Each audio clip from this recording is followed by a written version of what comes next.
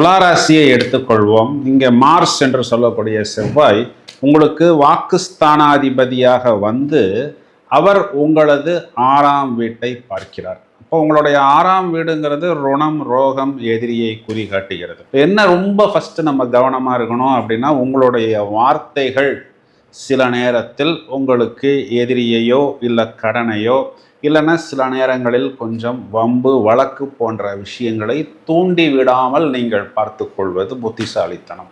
இப்போ இந்த மார்ஸ் இருக்கக்கூடிய இடம் 3ஆம் வீடு, இது குறிகாட்டக்கூடியது சகோதர ஸ்தானம். இப்போ உங்களுடைய சகோதரர்களும் சேர்ந்து உங்களுக்காக பேசக்கூடிய விஷயங்கள், குறிப்பாக உங்கள் பூர்வீகம். ஏன்னா இங்கே 5ஆம் இடத்துக்கு அதிபதியாக சாட்டான் வரார், அவர் 4ஆம் வீட்டுக்கும் அதிபதியாக வர்றார். அப்போ அந்த 4ஆம் வீடு குறிகாட்டக்கூடிய உங்களுடைய சொத்து, உங்களுடைய பூர்வீகம், ஆன்செஸ்ட்ரல் ப்ராப்பர்ட்டிஸ், பூர்வீகத்திலிருந்து உங்களுக்கு வர வேண்டிய உங்களுடைய பாக பிரிவினை.